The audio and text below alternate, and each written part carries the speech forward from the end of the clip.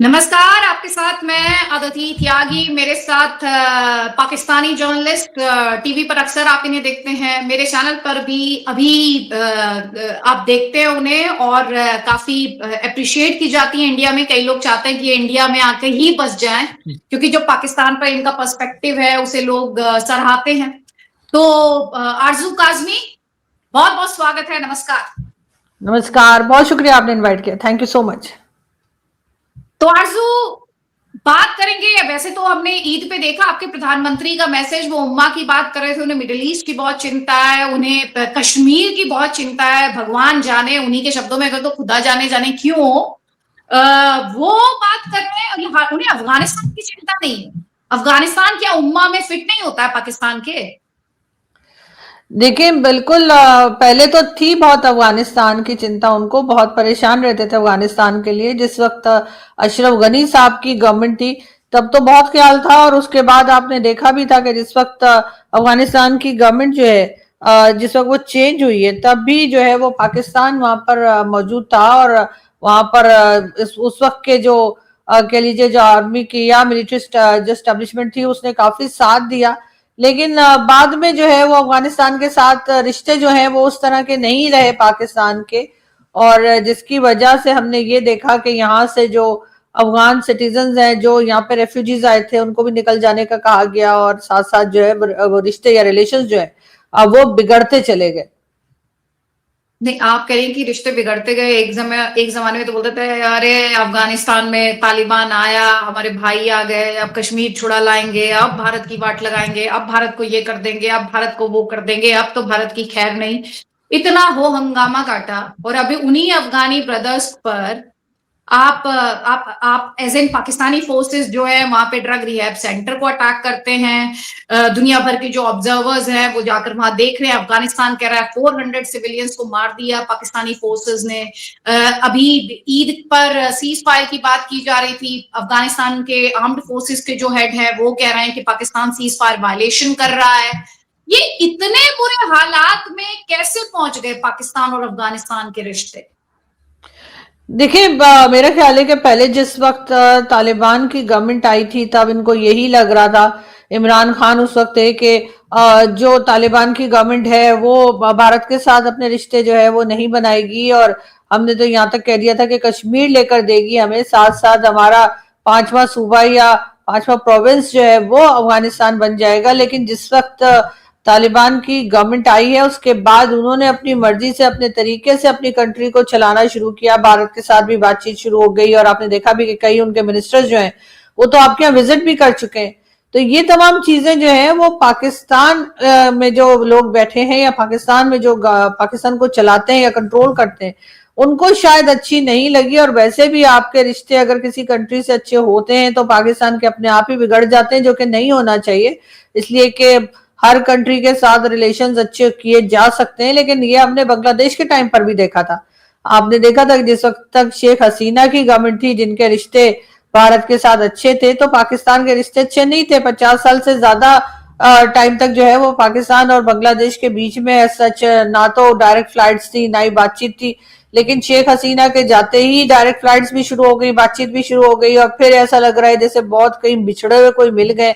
तो ये तमाम चीजें चल रही थी। तो आई थिंक यहाँ पर भी पाकिस्तान ने जो पॉलिसी बनाई वो शायद गलत हो गई, और गलत होनी ही चाहिए थी, क्योंकि जाहिर है अगर आप इस बेस पे बनाएंगे कि कोई भी जो है वो हमारी मर्जी से रहेगा और किसी दूसरे के साथ रिलेशंस नहीं होंगे, तो वो तो आजकल के जमाने में कोई किसी की नहीं सुनता और सब अपनी अपनी मर्जी से चलते हैं। लेकिन पाकिस्तान ने शायद बहुत उम्मीद लगा ली थी अफगानिस्तान से, एक वजह ये भी है। दूसरा, जो यहाँ से अफगान रेफ्यूजीज को जिस तरह से निकाला गया कि जी आप फौरन चले जाइए, फिर हर चीज के लिए ब्लेम उन्हीं को करना, हर चीज के लिए कहना कि जी टेररिज्म भी इन्हीं से हो रही है। फिर जो लैंग्वेज पाकिस्तान के मिनिस्टर्स और पाकिस्तान का मेन स्ट्रीम मीडिया पे जो या सोशल मीडिया पर जो कह लीजिए जो गवर्नमेंट के इन्फ्लुएंसर्स हैं उन्होंने जो इस्तेमाल की, उससे भी अफगानिस्तान के सिटीजन जो है वो बहुत हर्ट हुए।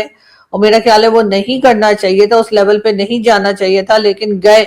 इसलिए भी रिश्ते जो हैं वो आदित्य बिगड़ते चले गए, और अब तो उस जगह जा चुके हैं कि जहां पर अभी इस वक्त अटैक्स जो है दोनों एक दूसरे के ऊपर जो कर रहे थे वो सिर्फ ईद की वजह से रोका गया, और वो 2 दिन के बाद शायद फिर वही सिलसिला शुरू हो जाएगा।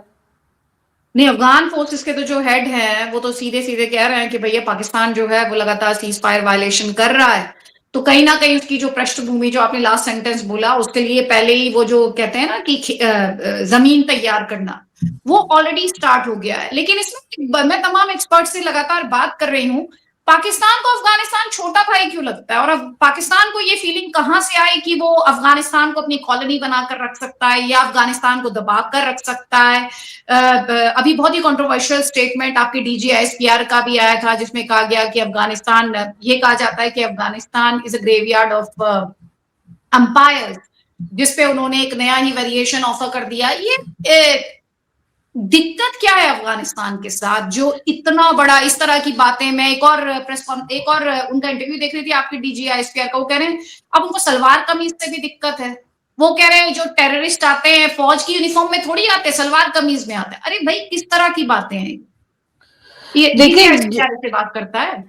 बिल्कुल उनका इंटरव्यू था हामिद मीर साहब के साथ। और आदित्य, अगर हमें किसी से प्रॉब्लम हो ना तो फिर हमें उसकी हर बात से प्रॉब्लम हो जाता है।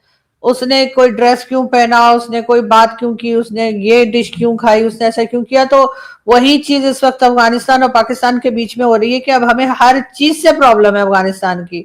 और जहां तक ये ख्याल है कि अफगानिस्तान से रिश्ते क्यों बिगड़ते चले गए थे, जैसे मैंने कहा कि पहले तो 20 साल हमने अमेरिका का साथ दिया था, और जो यहाँ से अटैक्स चल रहे थे अफगानिस्तान के ऊपर, उसमें भी आगे आगे और सबसे ज्यादा जो हिस्सा था वो पाकिस्तान ने ही डाला था। लेकिन हमारा ख्याल था कि शायद अफगानिस्तान के लोगों को हमारी ये बात समझ में नहीं आएगी, लेकिन उनको ये बात समझ में आ गई और इसलिए भी रिश्ते थोड़े खराब हो गए।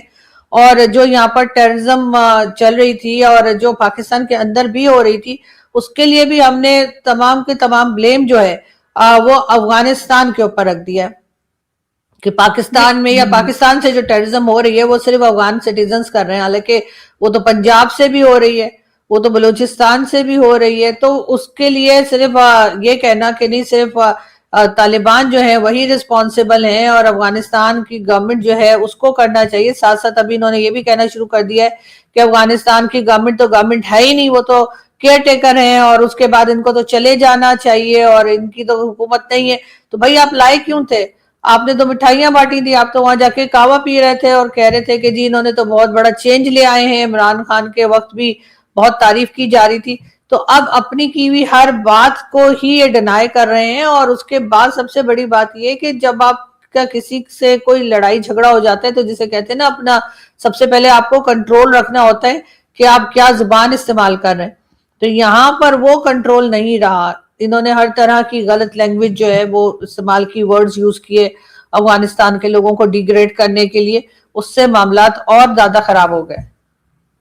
एक और बात आप मुझे बताएं कि अफगानिस्तान जिस तरह से सीज फायर वायलेशन की बात कर रहा है, ग्राउंड पर पाकिस्तान, एक आम पाकिस्तानी जो है, अफगानिस्तान के ड्रग रिहैब सेंटर, मुझे पता है पाकिस्तान में इस चीज को डिस्प्यूट किया गया, उन्होंने कहा नहीं हमने सिविलियंस को नहीं मारा, अफगानिस्तान झूठ बोल रहा है, अफगानिस्तान लगातार कह रहा है 400 सिविलियंस हमारे मार दिए। वो ईयू के जो ऑब्जर्वर्स थे उन्हें भी लेके गए उस ड्रग रिहैब सेंटर पर। आई एम श्योर आपने वो तस्वीर देखी होगी। पाकिस्तान के मन में क्या है? ये सिर्फ मुल्ला मुनीर की लड़ाई है या ये पाकिस्तान की लड़ाई है? मैं आपसे ये समझना चाहती हूँ। देखिए, पाकिस्तान के जो सिटीजन हैं या पाकिस्तान के जो लोग हैं वो अफगानिस्तान से लड़ना नहीं चाहते। उनको नहीं लगता कि हमें अफगानिस्तान से इस तरह से लड़ना चाहिए या इस तरह से अटैक करने चाहिए, क्योंकि उनका ख्याल यही है कि जो अफगानिस्तान के लोग हैं वो भी एक तरह से हमारे जैसे ही हैं, या रिलीजन को कह लीजिए कि वो कहते थे कि दोनों तरफ मुस्लिम कंट्रीज हैं। तो इस किस्म का जो क्लैशेस हैं वो नहीं होने चाहिए। और केपीके में तो बहुत से लोग ऐसे हैं जिनकी आपस में इनकी अफगानिस्तान के साथ रिश्तेदारियां हैं। बहुत से अफगानिस्तान के लोग ऑलरेडी केपीके में रहते हैं जो अफगान वॉर के जमाने से रहते हैं। तो वहां पर जो पॉपुलेशन है या बल्कि पूरे पाकिस्तान की जो लोग हैं वो नहीं चाहते कि अफगानिस्तान के साथ लड़ाई हो। लेकिन इस वक्त पाकिस्तान जो लड़ाई लड़ रहा है वो सिर्फ पाकिस्तान की नहीं है। वो सिर्फ ऐसा नहीं है कि यहाँ पे कोई टेररिज्म हो रही है तो हम जाके वहां पर अटैक कर रहे हैं, बल्कि ये इस वक्त शायद डोनाल्ड ट्रंप की लड़ाई लड़ रहे हैं, क्योंकि अमेरिका जो है वो चला तो गया अपने वेपन्स वगैरह छोड़कर अफगानिस्तान से, लेकिन उसके बाद अब वो दोबारा वहीं पर जाना चाह रहा है। वो दोबारा से अफगानिस्तान में कुछ कंट्रोल हासिल करना चाह रहा है, उसके लिए वो पाकिस्तान को इस्तेमाल कर रहा है। ऐसे ही तो नहीं, ये लंच और डिनर जो चल रहे थे जिसमें बार बार बुलाया जा रहा था, कभी फील्ड मार्शल को, कभी प्राइम मिनिस्टर को। तो डेफिनेटली अमेरिका को कोई ना कोई जरूरत थी पाकिस्तान की, और इसीलिए बुलाया जा रहा था, इसीलिए काम बताए जा रहे थे, और अब वही होते हुए दिखाई दे रहे हैं। तो जाहिर है कि जब आपको ये कहा जाता है कि जब इंडिया पाकिस्तान क्लैशेस होते हैं और उसमें डोनाल्ड ट्रंप जो है वो बिल्कुल ओपनली पाकिस्तान साइड पे खड़े हो जाते हैं और कहते हैं कि हाँ जी, आपके इतने जहाज गिरा दिए, उतने गिरा दिए, वो 6 से शुरू होकर 11 पे पहुंच जाते हैं, माय फेवरेट फील्ड मार्शल, और क्या कुछ बोला गया। तो वहीं पर उसी वक्त पाकिस्तानी समझ गए थे कि अब एक बार फिर जो है वो अमेरिका जो है वो इस्तेमाल करने जा रहा है पाकिस्तान को। और उसमें आप खुद जानती है कि कई जगह ऐसी हैं, कई एयरबेस ऐसी हैं जो कि अमेरिका को चाहिए, और उसके लिए वो पाकिस्तान को यूज कर रहा है। और अनफॉर्चुनेटली पाकिस्तान इस वक्त जो है वो बिल्कुल ट्रंप की हाँ में हाँ मिला रहा है। और सबसे ज्यादा जब आप ये सब बातें बता रही हैं, एक बैकग्राउंड दे रही हैं, मुझे याद आ रहा है आपके डिफेंस मिनिस्टर की बातें। बहुत बड़ा उन्होंने कि हमने तारीख से कुछ सीखा नहीं, हमने तारीख से कुछ सीखा नहीं। वो तारीख दोहराने में उन्होंने 1 महीने का वक्त नहीं लगाया। मुझे हंसी ये सोच के आ रही है, एंड आई पिटी ऑल्सो, कि आपको तारीख दोहराने में वक्त नहीं लगा। आप रो रहे थे, आप कह रहे थे कि हमने तारीख से सीखा नहीं, अमेरिका ने हमें टॉयलेट पेपर से भी वर्स यूज किया है, उससे भी खराब तरीके से यूज किया, और अब आप जाके अफगानिस्तान के खिलाफ मोर्चा खोलकर बैठे हैं। और किसके लिए? डोनाल्ड ट्रंप के लिए।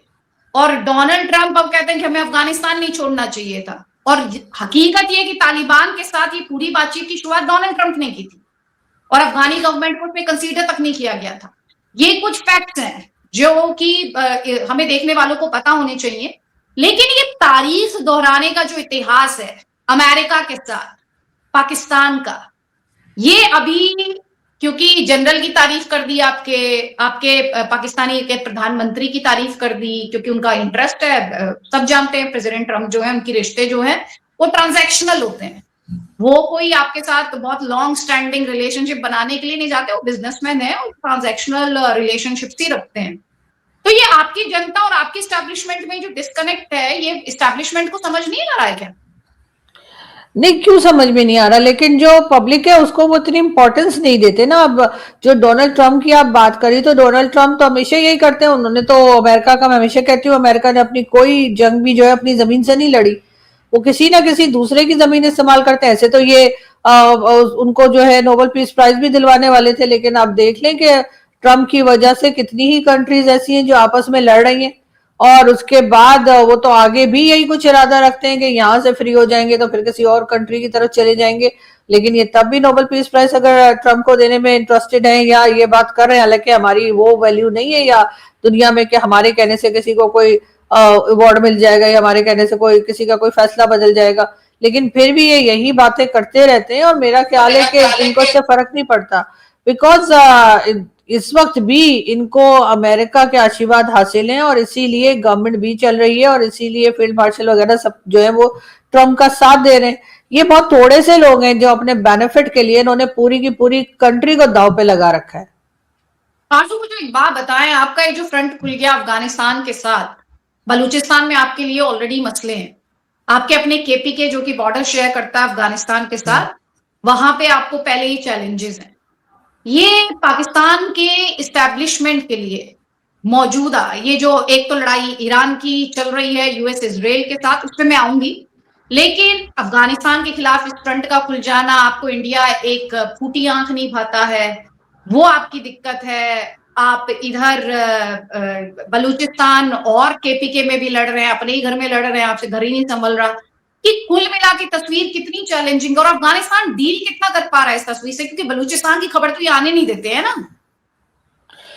देखिए, ये बहुत ज्यादा चैलेंजेस ऐसे हैं जो इन्होंने अपने सर खुद ले लिए हैं। आप बहुत सी चीजों को खुद कंट्रोल कर सकते हैं, बहुत सी लड़ाइयों को खुद खत्म कर सकते हैं, क्योंकि जिधर भी आप अगर टेंशन बढ़ाएंगे या लड़ाई बढ़ाएंगे, उससे फायदा नहीं होगा। हो सकता है किसी का नुकसान आप कर दें, लेकिन अपना नुकसान भी होता है। ऐसा नहीं है कि सिर्फ दूसरे का ही होगा, अपना भी कुछ ना कुछ जो है वो नुकसान या डैमेजेस अपने आप को भी आते हैं। तो मेरा ख्याल है कि अगर पाकिस्तान चाहे तो बहुत आसानी से जो है, अगर बहुत आसानी से ना भी सही चले, थोड़ी सी एफर्ट करके, लेकिन इन टेंशन्स को कम किया जा सकता है। अफगानिस्तान के साथ आप जो बार बार कहते हैं कि जी अफगानिस्तान की तरफ से कहा जा रहा है कि अभी रिसेंटली जो बात की गई DGISPR के उसी इंटरव्यू का मैं आपको रेफरेंस दे रही हूँ जिसकी आप बात कर रही हैं। उन्होंने कहा कि जी बातचीत हो सकती है अफगानिस्तान से, डायलॉग हो सकता है अफगानिस्तान से, लेकिन उसके लिए पहले उनको टेररिज्म रोकनी होगी। तो मैंने जो अपना वीडियो किया था मैंने उसमें यही कहा कि यही बात तो भारत भी कहता है कि आप एग्जैक्टली। डायलॉग कर सकते हैं, आप ट्रेड कर सकते हैं, लेकिन पहले आप टेररिज्म रोकें। और आप कहते हैं जी वो हमारा काम नहीं है। तो यही बात अफगानिस्तान की गवर्नमेंट कह रही है कि जी वो हमारा काम नहीं है, आप जाने और TTP जाने। तो अगर एक चीज आप दूसरे के लिए सही समझते हैं अपने लिए कि आपको लगता है कि ऐसा आप कहेंगे और ऐसा होना चाहिए, तो पहले आप खुद भी करके दिखाएं ना।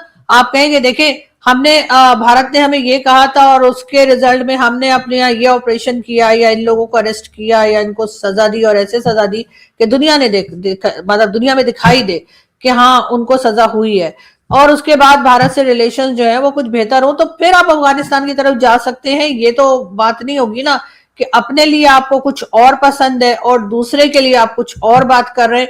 तो यहाँ पर जाकर इनकी जो गाड़ी है ना वो फंस जाती है। अब इनको देखना होगा कि क्या चाहते हैं ये, कि उधर से अफगानिस्तान की तरफ से भी क्लैशेस चलते रहे, दूसरी तरफ भारत से भी टेंशन है, तीसरा ईरान का जैसे आपने नाम लिया, तो ईरान के लिए भी ये फंसे हुए हैं क्योंकि इन्होंने जो सऊदीया के साथ डिफेंस पैक्ट किया है। तो अगर सऊदीया ने अब इनको बुला लिया और कहा कि ठीक है जी अब आप आइए, और वो जो डिफेंस पैक्ट आपने किया था तो अब ईरान हमारे ऊपर अटैक कर रहा है तो जवाब आप देंगे, तो फिर उस वक्त ये क्या करेंगे? उस वक्त ये एक तीसरी कंट्री जो है जो जिसका बॉर्डर लग रहा है क्या उसको भी अपने साथ प्रॉब्लम में ले आएंगे या उसके साथ भी लग जाएंगे? तो डेफिनेटली यहाँ पर जो है वो इन टेंशंस को, इन परेशानियों को, इन प्रॉब्लम्स को कम करने की जरूरत है, ना कि बढ़ाने की। अब ये और बात है कि ये ईरान को कह रहे हैं कि ठीक है, ईरान को रिक्वेस्ट कर रहे हैं कि जी आप सऊदीया पर अटैक ना करें, लेकिन क्या ईरान सुनेगा? क्या ईरान इनकी बात मान लेगा? और क्यों मान लेगा? ये ईरान को ऐसा क्या दे रहे हैं? तो यहाँ पर जाकर जो है ना मामला जो है या जो सिचुएशन है वो काफी खराब हो गई है। ये वही एक्चुअली वो मेरा सवाल भी था कि जिस तरीके से डीजीआईएसपीआर नहीं, माफ कीजिएगा, आपके जो फील्ड मार्शल है वो कह रहे कि भैया ईरान अटैक ना करे सऊदी को वरना हम भी फिर अटैक शुरू करेंगे। फिर कितनी जंगें एक साथ लड़ने में सक्षम है इस समय पाकिस्तान? कितनी जंग लड़ सकता है और कितने फ्रंट पर लड़ सकता है?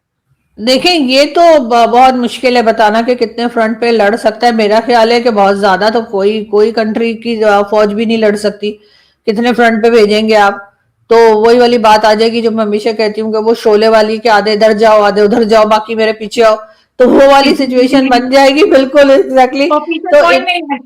हाँ, और अपनी कंट्री, मुझे तो वैसे डिफेंस पैक्ट पर ही हैरत है जो सऊदीज ने किया है, क्योंकि वो उनको दिखाई नहीं दे रहा कि TTP यहाँ पर कितने अटैक कर रहे हैं, BLA के क्या कुछ अटैक्स चल रहे हैं, हम उन्हें नहीं रोक पा रहे, हमारे जो गवर्नमेंट है, तो फिर इनके साथ क्या करेंगे?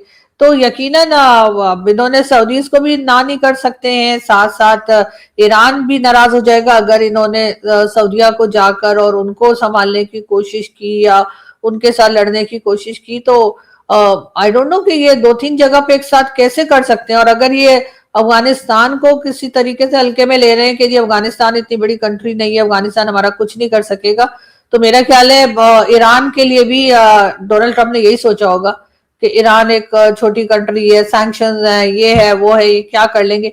लेकिन ईरान ने जिस तरह से जवाब दिया, ईरान ने जिस तरह से रिस्पॉन्ड किया, तो डेफिनेटली इसी तरह का रिस्पॉन्स जो है वो अफगानिस्तान की तरफ से पाकिस्तान को मिल सकता है। तो यहाँ अभी पर आप इनको हाँ, सोचना बात पड़ेगा। पूरी कर हाँ नहीं, जी बात जी, पूरी कर सॉरी। नहीं हो गई, आप हाँ कहिए। जी। नहीं, मैं कह रही थी कि पाकिस्तान तो कह रहा है ना अफगानिस्तान जो ड्रोन इनके मिलिट्री इंस्टॉलेशंस पे लॉन्च कर रहा है, अटैक्स जो कर रहा है, तो वो तो कहते हैं ये तो इंडिया भेज रहा है इनको।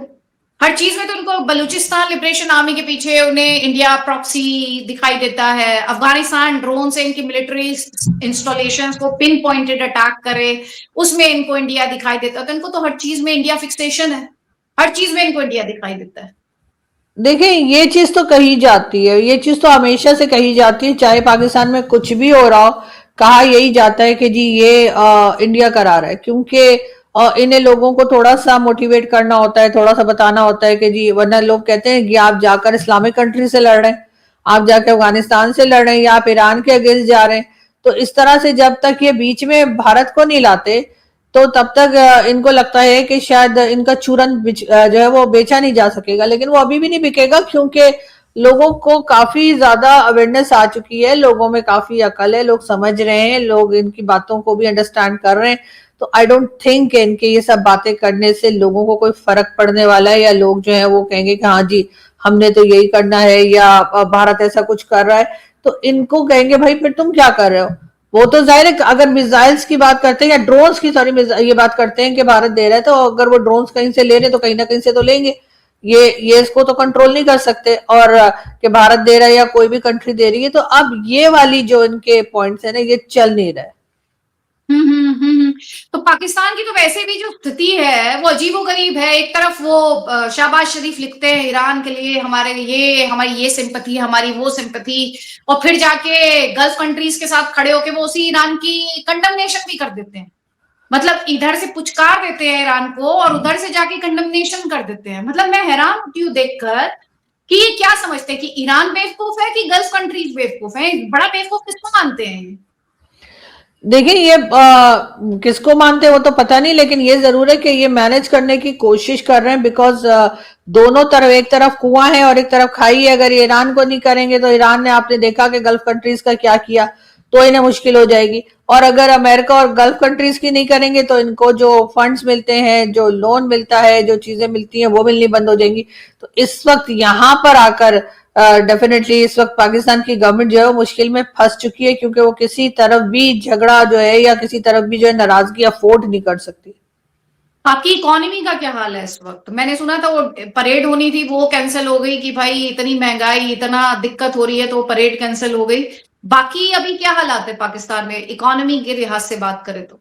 देखिए इकोनॉमी तो पाकिस्तान की कभी भी अच्छी नहीं रही, तो अभी भी नहीं है। और बाकी जो आम पब्लिक है उसके ऊपर इन्होंने आईएमएफ के कहने से फ्यूल प्राइस भी बढ़ा दिए हैं, तरह तरह के टैक्स जो हैं वो भी लगा दिए हैं, और आगे भी कह रहे हैं कि फ्यूल प्राइस दोबारा बढ़ सकती है। अभी ईद के दिनों में रोका था, प्राइम मिनिस्टर का बड़ा कोई मैसेज आया था या स्टेटमेंट आई थी कि जी अभी हम कुछ नहीं कर रहे, फ्यूल प्राइस नहीं बढ़ा रहे, और ये ईद का तोहफा है कि क्या है। लेकिन मुझे लगता है कि ईद तो 2 दिन में खत्म हो जाएगी और फिर उनका जो असल तोहफा है, जो फ्यूल प्राइस और बढ़ाई जाएगी आईएमएफ के कहने से, क्योंकि ये आईएमएफ की डिमांड है जो ये कर रहे हैं। ये कोई ईरान और इजराइल वॉर की वजह से नहीं हो रहा है।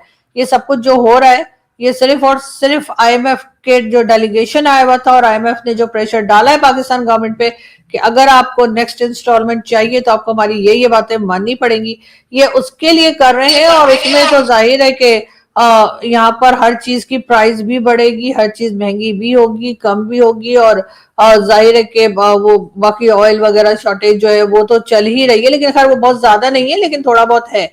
तो यहाँ पर जो आम लोग रहते हैं, जो आम सिटीजन है, उनकी लाइफ तो डेफिनेटली मुश्किल में जाने वाली है, बल्कि जा चुकी है। और जो भी थोड़ी देर पहले आपने भी जिक्र किया तो मेरे जहन में सवाल भी था, ये जो पाकिस्तान का सऊदी के साथ डिफेंस पैक्ट है। कल को सऊदी कहता है कि भाई आइए महाशय आपको लड़ना है हमारे लिए, तो इनको क्या क्या इनको करना पड़ेगा? इनको अपनी फौज उतारनी पड़ेगी, इनको इधर पाकिस्तान की टेरिटरी से ईरान पे अटैक लॉन्च कर पड़ेंगे, क्या क्या करना पड़ेगा? उस डिफेंस पैक्ट में क्या क्या चीजें हैं जो पाकिस्तानी गवर्नमेंट और पाकिस्तानी स्टैब्लिशमेंट बाउंड है सऊदी के लिए करने की? देखिए अभी तक जो मैंने सुना था वो तो यही था कि अगर सऊदीज ने कहा और ईरान ने वहां पर अटैक किया तो यहां से ट्रुप्स जो है वो सऊदीया भेजे जाएंगे। ईरान का बॉर्डर क्रॉस करने की बात तो मैंने नहीं सुनी अभी तक। यही था कि यहाँ से ट्रुप्स भेजे जाएंगे, कितने होंगे क्या होंगे, डिफरेंट फिगर देता है, कोई 10,000 कहते हैं, 10,000 से लेकर 1 लाख तक या 50,000 तक, कोई फिगर भी जो है वो डिफरेंट लोग कोट कर रहे हैं। लेकिन ये कि वो फिर सऊदीया में भेजे जाएंगे और वहां पर जो है रहकर वो कह लीजिए कि सऊदीज के लिए काम करेंगे। अभी तक तो ये है, यहाँ से ईरान बॉर्डर साइड से एंट्री होने का वो अभी तक ऐसी कोई बात नहीं हुई है, और मेरे ख्याल है वो होगा भी नहीं, क्योंकि उसका तो मतलब है कि आप डायरेक्ट जो है वो फाइट पे या डायरेक्ट आप वॉर की कंडीशन में चले जाएंगे ईरान के साथ, जो किसी सूरत में पाकिस्तान अफोर्ड नहीं कर सकता है। उन्होंने देख लिया है कि बाकी गल्फ कंट्रीज का क्या हाल किया है, या इसराइल की तरफ भी जिस तरीके से मिसाइल्स चले हैं, तो मेरा नहीं ख्याल कि ये इतना बड़ा रिस्क जो है ये लेने को तैयार होंगे। अच्छा, ये बताइए इमरान खान नियाजी का क्या स्टेटस है? क्योंकि उनकी पत्नी, पूर्व पत्नी माफ कीजिएगा, फॉर्मर वाइफ वो जमीमा गोल्डस्मिथ वो लगातार लिख रही हैं कि भाई हमारे उनके बेटे जो हैं मिलने नहीं दे रहे, उनकी हालत ठीक नहीं है इमरान खान नियाजी की, और ये बोलते कुछ हैं एस्टैब्लिशमेंट को लेकर, उन्होंने लिखा बोलते कुछ है कि मिलवाएंगे मिलवाएंगे, मिलवाते हैं नहीं, दिक्कतें, वीजा नहीं मिल रहा था उनके बेटों को। इमरान खान नियाजी और उनके समर्थक जो हैं उनमें इस समय क्या आपको सेंटिमेंट दिखाई दे रहा है?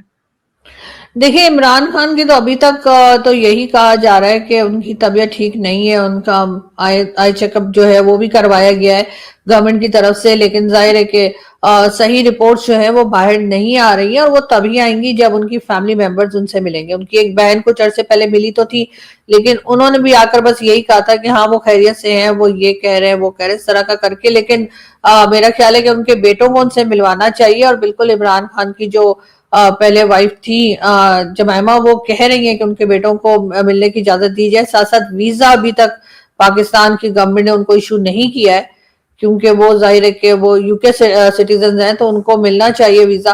तो अब देखते हैं कि ये क्या करते हैं, इनके ऊपर प्रेशर तो है डेफिनेटली। तो इमरान खान अपने बेटों से मिलेंगे जब, और वो बाहर आके अपने फादर से मिलने के बाद आके बताएंगे कि वो किस हालत में है, तभी कुछ सही पता लग पाएगा।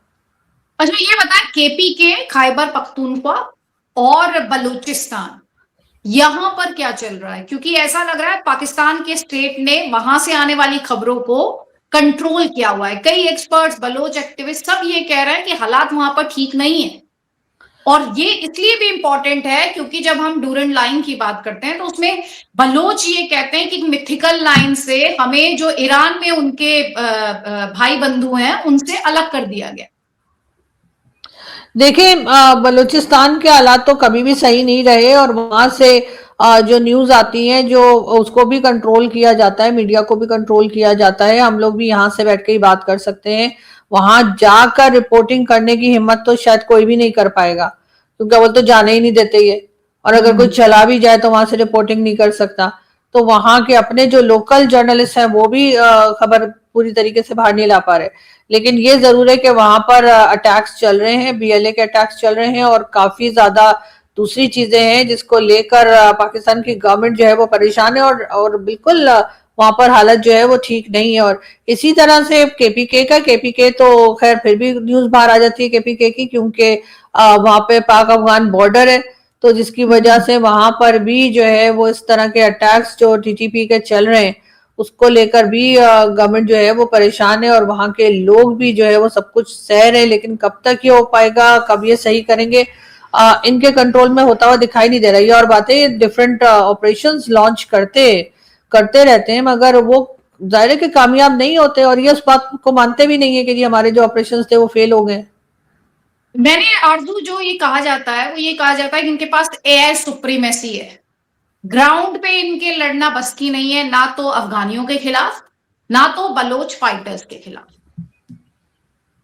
देखिए, अब ये तो कहना बहुत मुश्किल होगा कि वहां पर इनके कंट्रोल में नहीं है, इसलिए कि जा तो रहे हैं, ये लड़ भी रहे हैं, ये ऐसा नहीं है कि वहां पर फौज नहीं जा रही या वहां पर मिलिट्री को नहीं भेजा जा रहा। लेकिन बात सारी ये कि इनके कंट्रोल में कुछ नहीं आ रहा। दोनों तरफ से क्लेम्स आते हैं, वो कहते हैं जी हमने इतनी चौकियों के ऊपर या इतनी पोस्ट के ऊपर कब्जा कर लिया है, सेम यही बात ये कहते हैं। लेकिन वहां पर स्पेशली बलूचिस्तान में तो एक तरह से अगर देखा जाए तो काफी हद तक जो है वो पाकिस्तान की जो गवर्नमेंट है उसके कंट्रोल से बाहर है, क्योंकि वहां पे हालात जिस तरह के खराब है। तो अगर अगर ठीक होते या ऐसी बात ना होती जो कि सोशल मीडिया पर आ रही है, तो ये फिर वहां पर मीडिया को जाने देते, वहां पे ये रिपोर्टिंग करने देते। लेकिन ऐसा नहीं है। ये तो मौलाना फजलुर रहमान ने भी कई बार कहा है कि वहां पे कई डिस्ट्रिक्ट ऐसे हैं जो कि इस वक्त गवर्नमेंट के कंट्रोल से निकल चुके हैं, और इनके कंट्रोल में नहीं, बलूचिस्तान की बात कर रही हूँ, इनके कंट्रोल से निकल चुके हैं। और अगर वो यूएन में या कहीं जाकर क्लेम कर दें कि हमने साथ नहीं रहना, तो उनकी बात को सुना भी जाएगा, उस लेवल पे जा चुके हैं। और बाकी केपीके जो है वो तो जाहिर है कि वो अफगानिस्तान के साथ उसका बॉर्डर है, तो वहां पर अलग ही तरह की टेंशन है। लेकिन ये है कि दोनों प्रोविंसेस जो है पाकिस्तान के इस वक्त वहां पर गवर्नमेंट को बहुत टफ टाइम देखने को मिल रहा है। अच्छा, थोड़ा सा मुझे बस हिस्टोरिकल बैकग्राउंड दे दीजिए अफगान पाकिस्तान अफगानिस्तान बॉर्डर का, ये इतना हॉट इससे पहले कब रहा है? देखिए इतना हॉट तो मेरा ख्याल है मुझे नहीं याद पड़ता कि कब रहा है जितना अभी है, क्योंकि अशरफ गनी साहब के जमाने में तो इस तरह के बहुत ज्यादा क्लैशेस नहीं हुआ करते थे, छोटे मोटे जो चलते थे वही चल रहे थे। और उसके बाद जब 2021 में तालिबान की गवर्नमेंट आई है उसके बाद भी काफी दिन तो अमन ही रहा था, उसके बाद ऐसा ऐसा करके ये क्लैशेस बढ़ते गए। और जब पाकिस्तान ने तकरीबन एक साल पहले जब पाकिस्तान ने यहाँ से जो अफगान सिटीजन है उनको फौरन निकल जाने का कहा, उसके बाद ये प्रॉब्लम जो है ये काफी ज्यादा बढ़ गई। और ये एकदम से इन्होंने कहा क्यों, ऐसा क्या हो गया था? देखिए यहाँ पर जो टेररिज्म हो रही थी पाकिस्तान के अंदर भी जो टेररिज्म हो रही थी, एक रीजन तो वो थी कि इन्होंने कहना शुरू कर दिया कि ये सब कुछ जो है वो टीटीपी कर रही है, सब कुछ अफगान सिटीजन कर रहे हैं और जो यहाँ एक बड़ी तादाद में है तो ये क्राइम्स में भी है, इसमें भी है, उसमें भी करके इन्होंने उनसे कहा कि आप फौरन निकल जाइए। अब आप अपनी और जाहिर तालिबान की गवर्नमेंट के साथ इनकी बन नहीं रही थी तो इन्होंने फौरी तौर पे उनको निकल जाने का कहा, जिसके लिए अफगान तालिबान की जो गवर्नमेंट है उन्होंने पाकिस्तान की गवर्नमेंट से कहा भी कि आप फौरी तौर पे ना निकालें, थोड़ा सा वेट करें, आहिस्ते आहिस्ते करके हम चीजों को सेटल करेंगे तो हम अपने लोग ले लेंगे। लेकिन इन्होंने कहा नहीं, फौरी तौर पे निकल जाए। तो एक तो इन्होंने ये किया। दूसरा, तकरीबन 3 साल पहले जो फंड्स मिला करते थे अफगान सिटीजन को रखने के लिए या रेफ्यूजीज को रखने के लिए पाकिस्तान के, वो कम हो गए बल्कि बंद हो गए। उसके साथ ही जाहिर है कि इनको क्या फायदा था उन्हें रखने का, तो इन्होंने फौरी तौर पे कहा निकल जाओ, वरना उससे पहले जब वो रह रहे थे और इनको पैसा मिल रहा था उनको रखने का तो ये रखे हुए थे। अब यहाँ पे लोग बड़ा एहसान जताते हैं गवर्नमेंट लेवल पे या जो गवर्नमेंट सपोर्टर्स हैं कि जी हमने तो बड़ा एहसान किया था, उन्होंने तो हमारा नमक खाया है। तो ना तो हमने अफगान सिटीजन पे कोई कह लीजिए कि कोई एहसान किया था और ना ही उन्होंने हमारा नमक खाया है, बल्कि उनकी वजह से शायद हमने कुछ नमक और चिकन खा लिया, क्योंकि उनके जो पैसे आ रहे थे पाकिस्तान की गवर्नमेंट को उसको उसको इस्तेमाल करके ही उनको रखा गया था। तो ये जो एक नैरेटिव बिल्ड किया जाता है ना पाकिस्तान में कि जी हमने उनके ऊपर एहसान किया, हमने उनको रख लिया, हम बहुत बड़े बड़े अजीम लोग हैं, हमने बहुत अच्छा काम किया। तो नहीं, हमने पैसा लिया था और हमने उनको रख लिया था, जब हमारा पास पैसा बंद हो गया तो हमने उन्हें कहा फौरन निकल जाओ, और साथ ही साथ हमने उनको हर तरह से हर लेवल पे उनकी इंसल्ट शुरू कर दी, जो कि डेफिनेटली दूसरी तरफ जो लोग हैं उनको बुरा लगा होगा और इसीलिए ये तमाम रिएक्शंस जो है वो आपको दिखाई देते हैं। ये आपने बहुत इंपॉर्टेंट पॉइंट हाईलाइट किया है। हम अभी थोड़ी देर पहले बात कर रहे थे ना प्रेसिडेंट ट्रम्प की कि वो कुछ भी बिजनेस इंटरेस्ट के बिना नहीं करते। तो आपने बड़ा अच्छा बताया कि भैया ये अफगानियों की मदद भी पैसे के लिए ही कर रहे थे। पैसा ठन हुआ, ठन गोपाल हुआ तो भाई इन्होंने भी कहा निकल लो, बोरिया बिस्तर हाँ हाँ, उठाओ और वहां से निकल लो। और अब हालत ये एग्जैक्टली। हो गई। और अब हालत, आप कुछ कहना चाह रही है तो आप ऐड कर सकती हैं नहीं प्लीज। नहीं, मैं यही कह रही थी कि वो जो कहा जाता है ना there is no free lunch, तो भाई हम इतना इतना अच्छे कब हो गए कि हम किसी को फ्री में रख लेंगे। तो हमेशा से कुछ ना कुछ गिव एंड टेक चलता है पाकिस्तान के अंदर। और हमने जो, मुझे क्योंकि उस वक्त बहुत गुस्सा आता है जब मैं सुनती हूँ ना हमारे लोग कहते हैं कि जी हमने तो बड़ा एहसान किया इनके ऊपर और ये तो नमक हराम निकले। तो भाई वो नमक हराम नहीं निकले, उनके बदले आप खा रहे थे उनसे उनका पैसा लेकर और आप फायदे उठा रहे थे। अब वो बंद हो गया तो आपने उन्हें कहा चले जाओ। तो वही ये लोगों को समझना है कि भाई ये जो हम थैंकफुलनेस ढूंढने निकलते हैं ना, जैसे कि पाकिस्तान कह रहा अफगानिस्तान को लेके कि भैया आप कितने आपने हमें धोखा दे दिया, आपने हमारी पीठ में छुरा घोंप दिया। जबकि सच ये है कि मॉनेटरी गेन्स थे पाकिस्तान को जब तक, तब तक अफगान रेफ्यूजी वहां पर थे। जिस दिन वो गेन्स खत्म हुए पाकिस्तान ने हाथ खींच लिए और अफगानियों के नीचे, पांव के नीचे से जमीन खींचने की भी कोशिश की है। थैंक यू सो मच आरजू। ये समझना और समझाना बहुत जरूरी होता है कि जमीनी हकीकत क्या है, वरना तमाम तरह की एनालिसिस हम यहाँ वहां से पढ़ते हैं, देखते हैं, सुनते हैं और अपना आकलन करने की कोशिश करते हैं। तो इतना बारीकी के साथ हर बात को समझाने के लिए बहुत बहुत धन्यवाद। नमस्कार। Thank you so much, thank you so much कि आपने इनवाइट किया। कभी कभी बहुत कड़वी बात बोलनी पड़ जाती है लेकिन अनफॉर्चुनेटली उसके बगैर बात को समझाया नहीं जा सकता। थैंक यू सो और मच। और एक्चुअली आप अपनी कंट्री को सर्व तभी कर सकते हैं जब आप सच बोलें। बिल्कुल आप ऐसा ही है। हुक्मरानों को ट्रुथ बताना, सच बताना, ये एक जर्नलिस्ट का सबसे बड़ी ड्यूटी होती है। तो वो जरूरी है। और कंट्री को किससे फायदा है, कंट्री का लाभ किससे है, वो याद दिलाना बहुत जरूरी होता है। क्योंकि अगर जर्नलिस्ट वो काम नहीं करेंगे तो फिर कौन करेगा। Thank you so much Arzoo, thank बहुत यू। टाइम आपने दिया। धन्यवाद। Thank you. नमस्कार। Thank you. नमस्कार।